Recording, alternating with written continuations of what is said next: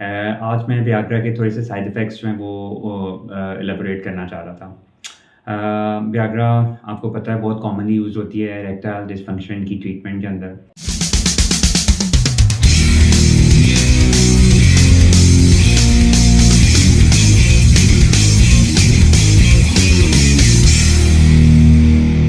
बिस्मिल्लाहिर्रहमानिर्रहीम, अस्सलाम वालेकुम। आप सबको वेलकम आज की वीडियो में।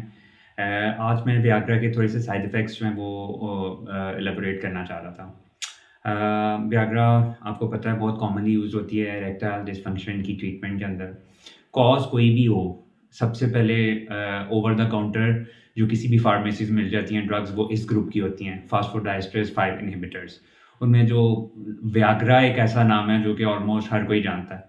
दो के बहुत से और नाम हैं, हर तरह की क्वालिटी की मेडिसिन आपको मिल रही होती है। कोबरा के नाम से भी मैंने कई पेशेंट्स के पास देखी हैं। इसके अलावा बहुत से ऐसे नाम हैं, मतलब हर क्वालिटी की आपको मार्केट में मिल जाती है। अंदर उसके जो है वो जो ग्रुप ऑफ मेडिसिन्स होती हैं वो 5 फॉस्फोडाइएस्टरेज़ 5 इन्हिबिटर्स होती हैं और सिल्डेनाफिल जो ज़्यादा कॉमनली मिलती है, जो गोली के अंदर दवाई का नाम है वो सिल्डेनाफिल होता है। 50 मिलीग्राम 100 मिलीग्राम के अंदर ये आपको अवेलेबल होती हैं। इसके अलावा टडेलाफिल जो है वो पाकिस्तान में अवेलेबल है, थोड़ी महंगी आती है। 20 मिलीग्राम की टैबलेट मिलती है, मुश्किल से मिलती है। वो भी सेम ही ग्रुप है।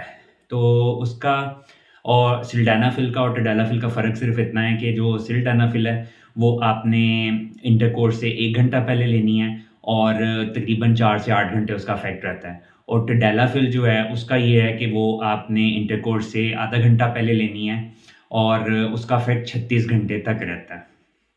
तो ये बस इनके अंदर थोड़े से डिफरेंसेस हैं। इनके साइड इफ़ेक्ट्स बिल्कुल जितनी भी हैं, इसके अलावा भी वर्डेनाफिल है, वो भी कुछ ब्रांड से पाकिस्तान में आती है, लेकिन वो ऐसा बहुत ज़्यादा कॉमनली अवेलेबल नहीं है, तो उसका मैं मेंशन नहीं कर रहा। अवेनाफिल जो है वो पाकिस्तान में अवेलेबल नहीं है। तो ये जो मेडिसिन जो आम के नफ्स को बेहतर करने के लिए मेडिसिन दे दो, तो आपको फार्मेसी वाला जो है वो ये मेडिसिन पकड़ा देगा, वो अंदर यही होती हैं।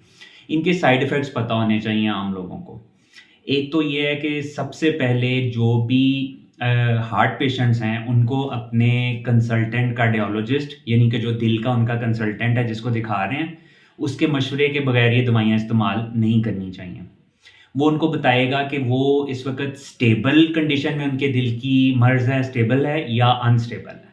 अनस्टेबल पेशेंट्स को लिए तो ये बिल्कुल उनको तो बिल्कुल यूज़ नहीं करनी चाहिए। जो स्टेबल पेशेंट्स हैं वो भी अपने कार्डियोलॉजिस्ट के मशवरे से इसको यूज़ करेंगे। अभी अगली वीडियो में मैं मेंशन भी करूँगा कि कार्डिक पेशेंट्स में सेक्सुअल एक्टिविटी के क्या गाइडलाइन है, उनको कैसे कंसिडर करना चाहिए कि वो सेक्सुअल एक्टिविटी का अमल कर सकते हैं या नहीं, और उनको ये वाली ग्रुप ऑफ मेडिसिन्स जिनका मैं आज साइड इफ़ेक्ट्स बता रहा हूँ ये यूज़ करने हैं या नहीं करने हैं। उसके बाद जो ये चूँकि गोलियाँ खून का दौरा बढ़ाती हैं नफ़्स के अंदर, तो ये बॉडी के बाकी सारे पार्ट्स में भी खून का दौरा बढ़ाती हैं। नफ़्स के अंदर खून का दौरा बढ़ाती हैं और बाकी सारे बॉडी पार्ट्स में भी खून का दौरा बढ़ाती हैं। तो उसकी वजह से उनके कुछ मेन साइड इफ़ेक्ट्स हैं, सर दर्द हो सकती है। इसके अलावा आपको चेहरा लाल हो सकता है खून का दौरा बढ़ने की वजह से। थोड़ा-सा आपको जीआई अपसेट फ़ील हो सकता है, ऐसे लग सकता है जैसे तेज़ाबियत सी हो गई है, मैदा अपसेट फ़ील हो सकता है। डिस्पेप्सिया यानी जलन, इधर सीने में जलन फ़ील हो सकती है। नाक की अगर वेसल्स बहुत ज़्यादा उनके अंदर खून का दौरा होता है तो नाक जैसे बंद हो गया है, आवाज़ थोड़ी-सी जैसे नाक से आप बोल रहे होते हैं उस तरह की आवाज़ हो सकती है आपकी। ये कॉमन साइड इफ़ेक्ट्स हैं। इसके अलावा जो इनके साइड इफ़ेक्ट्स आ जाते हैं, उनके अंदर आपका आई से रिलेटेड कुछ इनके साइड इफ़ेक्ट्स हैं। एक तो सिल्डेनाफिल से तकरीबन 2 से 3 घंटे के लिए आपको ऐसे है कि सारी चीज़ें ब्लू नज़र आएँ, ब्लू विज़न हो जाती है। वो 2-3 घंटे के बाद खुद ही सेटल हो जाती है, वो कोई ऐसा इतनी परेशानी की बात नहीं होती है। जो ख़तरनाक इनकी इफ़ेक्ट्स हो सकते हैं आँखों के ऊपर, उसमें एक है कि अ 10,000 में से 2 से 4 केसेस में ये सीरियस साइड इफ़ेक्ट्स आँखों के होते हैं, जो कि बहुत अनकॉमन है। उनमें क्या है कि बिनाई जा सकती है आपकी। वो बिनाई मतलब कि उसकी कॉज़ क्या है, वो मेडिकल टर्म्स हैं सारी। उनको आपको आम लोगों को बताने का फ़ायदा नहीं, लेकिन ये है कि 10,000 में से 2 से 4 केसेस रिपोर्ट हुए हैं कि आईसाइट जो है वो जा सकती है। वो कॉज़ेज़ उसकी एंटीरियर इस्केमिक होती है आपकी न्यूरोपैथी, और इसके अलावा आपका non arthritic anterior ischemic neuropathy होती है आई की, नर्व डैमेज हो जाती है। और इसके अलावा आपका रेटिनल वेन जो है, जो कि खून का दौरा आँख से लेके वापस हार्ट की तरफ जाती है, वो ऑक्लूड हो सकती है, वो बंद हो सकती है, जिसकी वजह से आपकी ब्लीडिंग हो सकती है। इसके अलावा रेटिनल डिटैचमेंट हो सकती है। रेटिना आँख का वो हिस्सा है जिसको पर्दा कहते हैं, जिसके ऊपर इमेज बनता है जो भी हम देखते हैं। तो वो जो पर्दा है वो बेसिकली जो है अपनी दीवार से डिटैच होके अलग हो सकता है, जिससे आपकी सारी इमेज जो है वो डिस्टॉर्ट हो सकता है। तो ये बहुत अनकॉमन साइड इफ़ेक्ट्स हैं, पता ज़रूर होने चाहिए। रेटिनाइटिस पिगमेंटोसा एक आई की डिज़ीज़ है जो कि बहुत कॉमन नहीं है, लेकिन जिन लोगों को है, अगर वो उनको कोई इरेक्शन का मसला होता है तो उनको अपने ऑफ्थेल्मोलॉजिस्ट के मशवरे से ये ग्रुप ऑफ मेडिसिन इरेक्शन के लिए यूज़ करनी चाहिए। इसके अलावा हेयरिंग लॉस हो सकता है।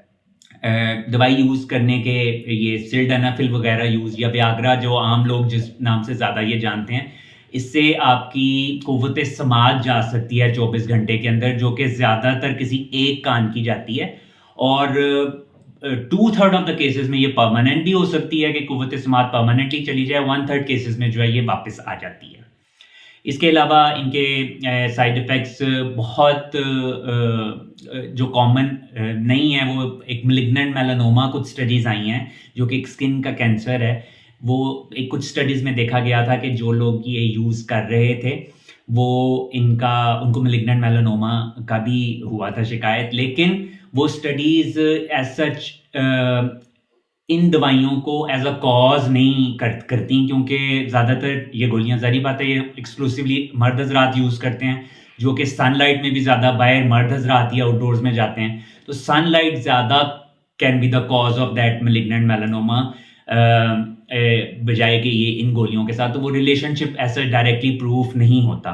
तो ये बहुत ही इनका जो है वो अनकॉमन सा साइड इफ़ेक्ट आता है। तो मेन साइड इफ़ेक्ट जो थे वो ये इन गोलियों के होते हैं। और दूसरी चीज़ है, हार्ट के पॉइंट ऑफ व्यू से जो है वो मैं आपको उसी वीडियो में कवर करूंगा कि हार्ट पेशेंट्स के लिए सेक्सुअल एक्टिविटी उन्हें करनी चाहिए या नहीं, और अगर उनकी इरेक्शन प्रॉपर नहीं है तो उनको ये ग्रुप ऑफ मेडिसिन यूज़ करनी चाहिए या नहीं, वो अगली वीडियो में कवर करेंगे।